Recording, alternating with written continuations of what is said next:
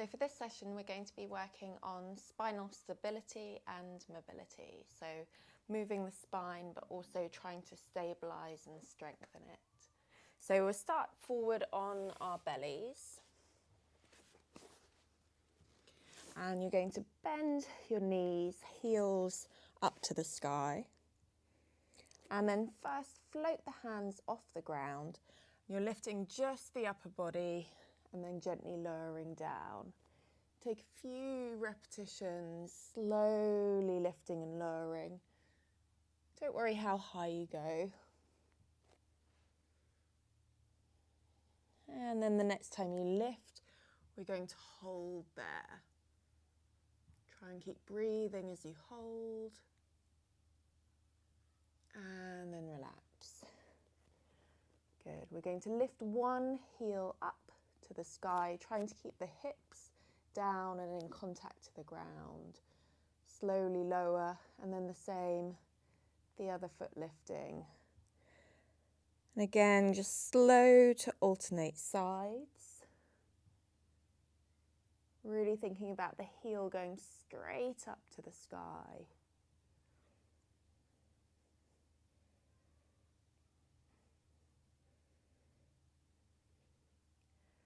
And then relax for a moment. And then we're going to try and pick both knees off. So both heels go up, and then at the same time you can try and lift the upper body. We're going to hold 5, 4, 3, 2, 1, and relax down. Release the legs back, release the toes, peeling up from the top of the spine, so pressing into the ground. And then we'll just check in with the shoulders. You don't want them up by the ears, you want them back and down. And then release. Tuck your toes, come to downward facing dog, hips up and back to the sky. You really want to feel length in the upper body and feel the sit bones pointing up and back. So if you struggle to do that, or you know you've got tight hamstrings, bend the knees a little so that you can really feel those sit bones pick up, rather than if they're pointing backwards and the lower back is rounding. You want to pick them up so they're pointing up and back to the sky. And then you can walk out on the spot, lift one heel and then the other.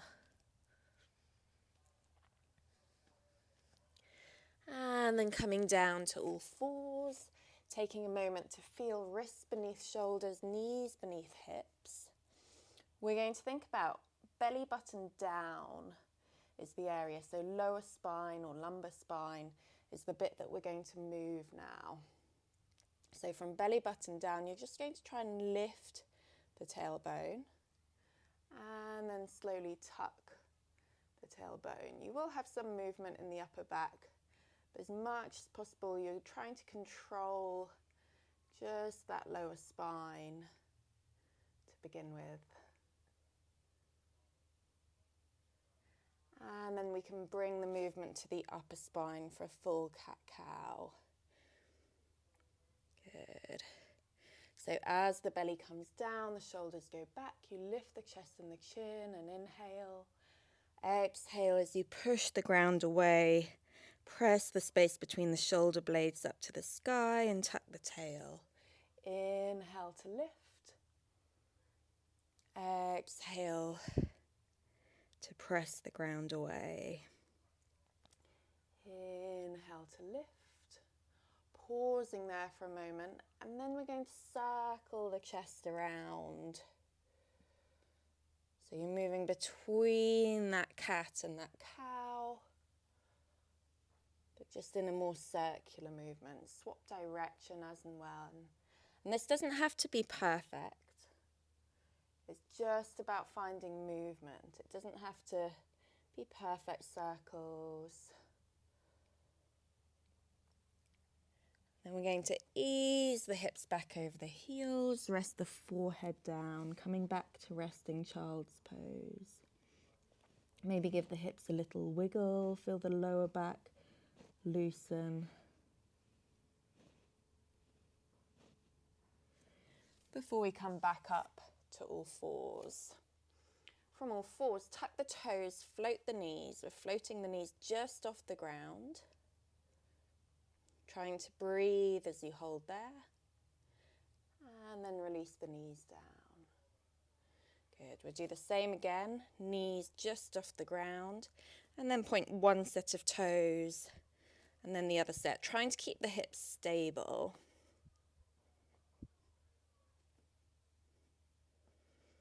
And then release the knees down. Exactly the same again. Lift the knees. This time extend one leg straight back behind you. So if we can hold 3, 2, 1, and back down. Same the other side. Extend back, hold, 3, 2, 1, and back down. Gently lower the knees, and we'll come back to resting child's pose again. Nice deep breaths in and out through your nose as much as you can.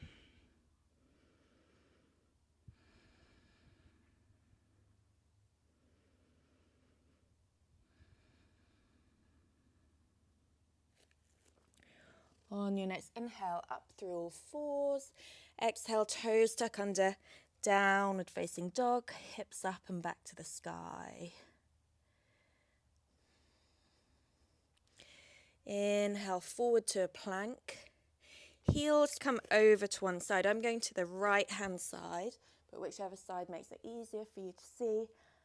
Left arm or opposite arm lifts up to the sky. Good, and then from here, you're going to lower the hips down, keep reaching up, and then we'll take a few repetitions lifting and lowering. The hand wants to be slightly in front of the shoulder. You want to be pushing the ground away as you lift. And the next time you lift up, holding there, that might be enough, or you might be able to lift that top foot, hold 3, 2, 1, lower back down, and come back to center. We'll do exactly the same on the other side. So whichever side you did that way, I'm just going to swap to the other end. Same again, you can have one foot in front of the other, hand slightly in front of the shoulder. Reach to lift up and then back down. Reach to lift and down. Reach to lift and lower. Good, and then once more, we're going to try and lift up and hold 3, 2, 1, and then back through center. Good, well done. We'll come back to child's pose at the back of your mat again. This time, bring the knees slightly wider than you normally would. Toes touch together, so you've got wide-kneed child's pose.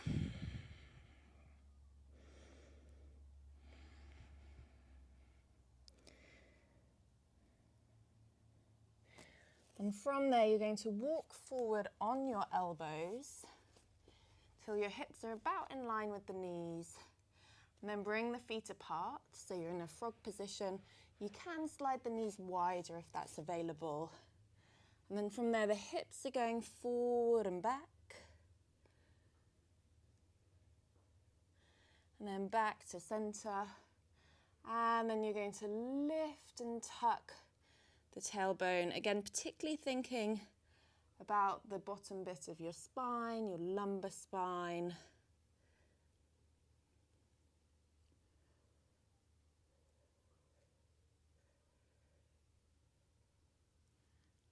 And then release back to center. Bring the knees back in line beneath the hips. Hands spread out in front of you. Toes tuck under, downward facing dog. A few nice deep breaths. Just holding and maintaining your down dog.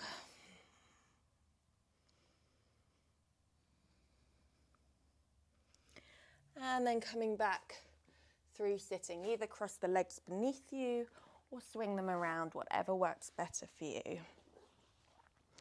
As you come down onto your back, you're going to extend the left leg straight, right knee bent. We'll just go for a classic lying twist. So knee comes out to the side, opening up the other way, maybe a bend in the elbow, maybe a straight arm, and just adjusting to what feels good for you, what feels okay for the spine. So you can have the knee off the ground if it doesn't quite feel good to have it all the way, or you can have the shoulder off the ground. But if you do have the shoulder off, then rather have a bend in the elbow so it's not too much pressure on that shoulder. But try and adjust where the arm and the leg is to make it feel like a good stretch for your body. Deep breaths right the way down to your belly.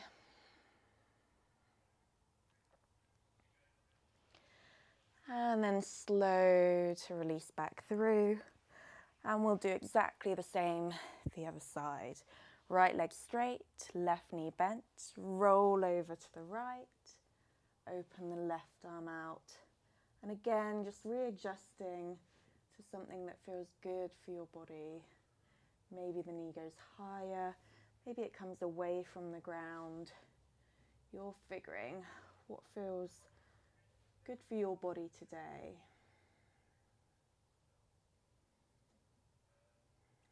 Again, think about the breath going right the way down into your belly.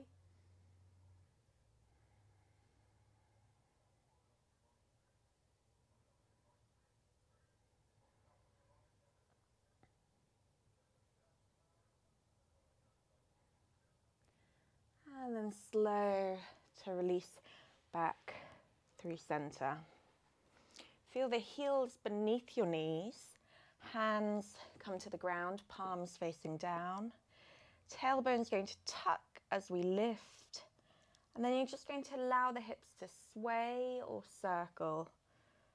Just move freely as you feel the lower spine moving freely. And then as we lower down, feet come to mat width apart. Knees rock in towards one another.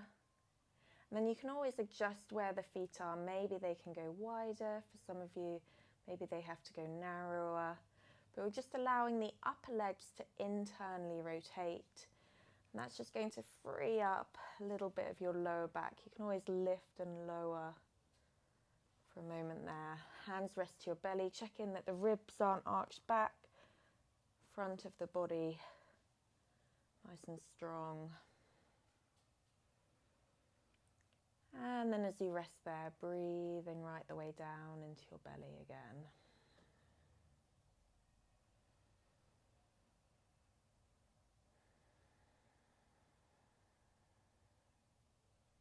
Good, and we'll finish there, but feel free to stay in this position for as long as you like. Well done.